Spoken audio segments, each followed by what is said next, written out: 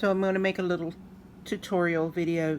Normally I use muslin and hoop it. I'm out. I've got some ordered and I got to go pick it up. But I'm going to use just a regular Kona fabric right now. I've got the 550E. You'll see that I've got the plan put out here. It's in the SQ20B. The one I used is the 5A in the Anita Goodesign. Now, just you do your hooping, then you as a basic outline, then you lay down your batting, sew it down, trim it, and then you're going to add your fabric on top of it, applique, trim it, and then the first of your squares that you lay down, you just lay them down. You don't have to fold them or anything. You just lay them down, sew them, and then, of course, trim them. And each one of these are a little different, so your steps depends on which pattern you choose. Now, in this one, you see where you lay down your second fabric, and you're going to stitch a little line right here, and then you just take and flip to the right side of that, and it'll sew it down. And that's kind of, it's not really an applique, it's just what they call a folded fabric. Okay, here is some of the fundamental curriculum for, I think it's Anita Goodesign, but it probably across the board, standard embroidery or applique. This would be free motion, quilting, the tile seam, trapunto, folded fabric. And we use that a lot in this. The confetti, the landscape, freestanding, zipper, cut work, lace, hand stitch, and shadow work. A lot of times you'll see these abbreviations, and that's what those mean. So remember those when you're looking at it, because those are important.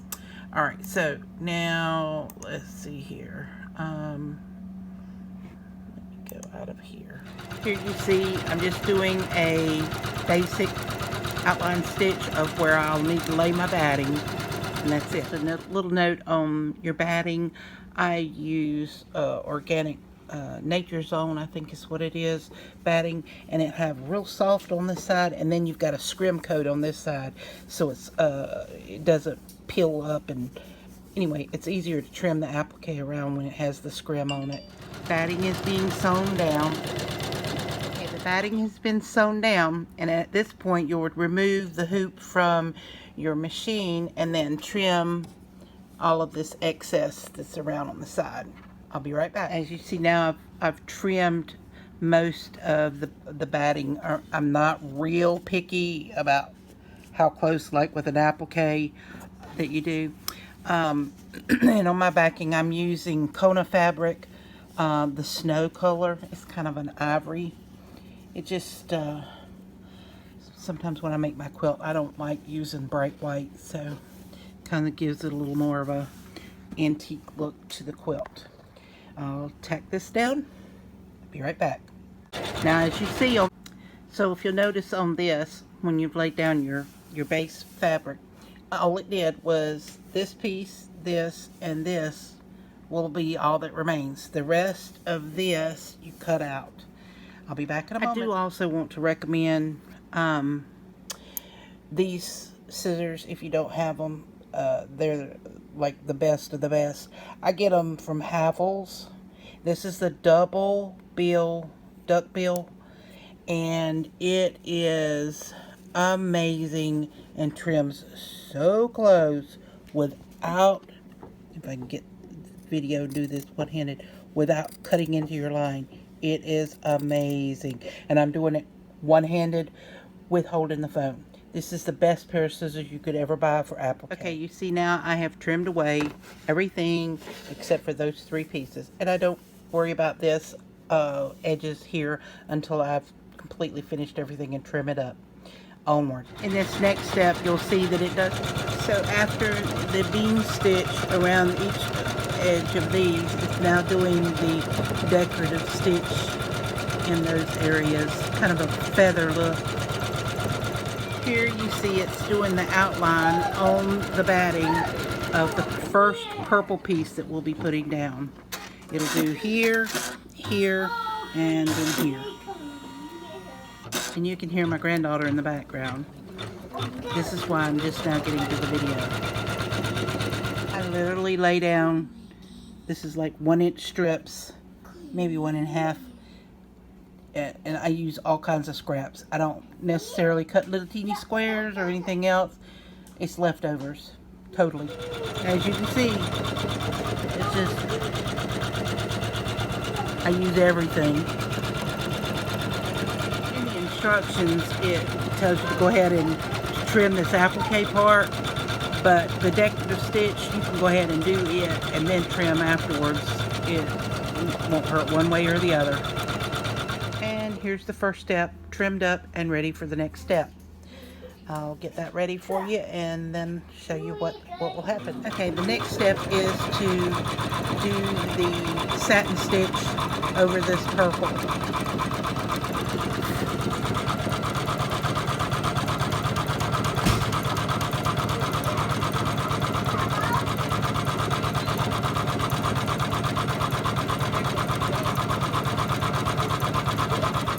So apparently my video malfunctioned on the last 2 steps that I did, the previous 2 steps.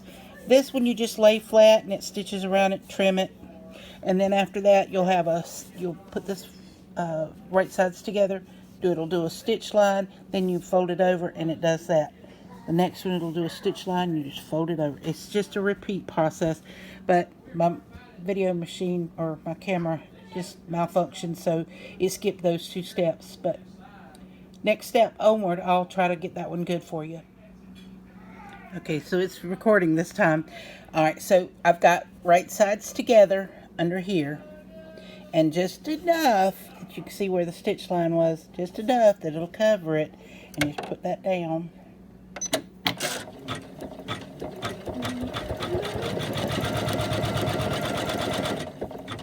Super easy. And we're going to go to this one. I just kind of hold it down. A lot of people tape it, but I don't walk away from mine, and I stay right with it. And so then when you get through with that,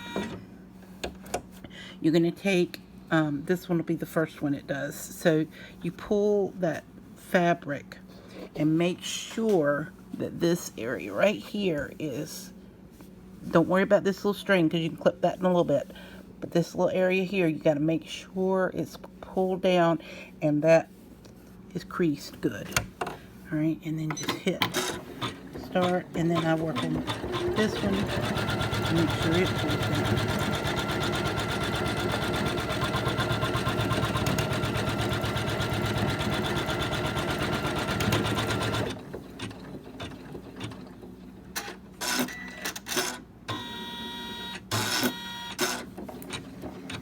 Easy peasy.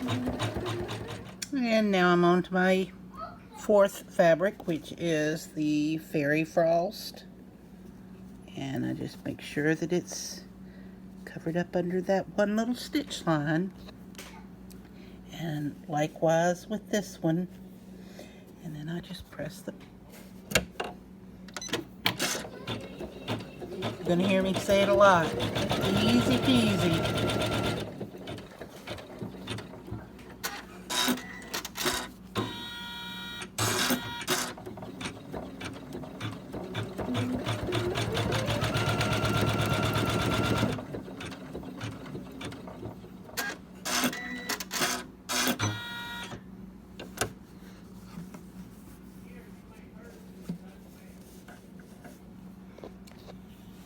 And make sure that is smooth, and this one under here is smooth.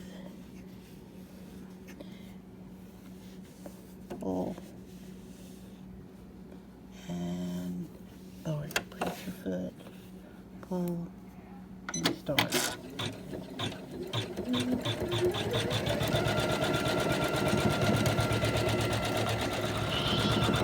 And the last in the ring area is being stitched.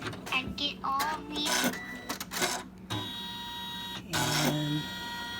we'll press here. And then we'll go from there. Okay, the next step is going to be the satin stitch that goes along each side of the inner rings, and that I'm doing it in a royal navy.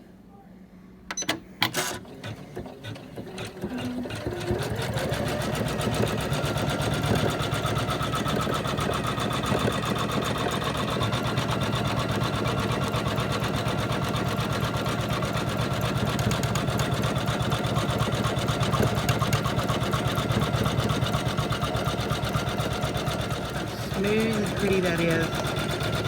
Gorgeous! Starting the next side. And the last piece going in is getting its satin stitch. And then it will have the bean stitch added to the center. While I'm at it, there's a lot of people that say that they can't get their needle threader to work. Making sure that your presser foot is down, that you are behind this and behind this little piece. Then when you put your thread, it should go in between this little part right here. And you just kind of lift right there and then push down. Threads every time. Finishing up that corner with the bean stitch. And now the final is the bean stitch on this last piece, and we're done.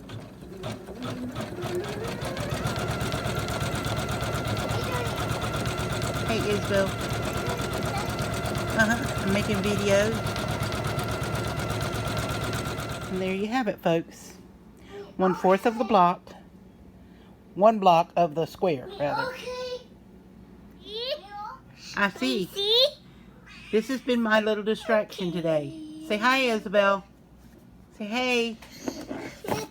We completed 4 squares that I showed last night. And here is today's. 1 of 4 squares. And then I go to my 6700 and make sure I just barely go over that line right there. And as you can see, it does really, really pretty.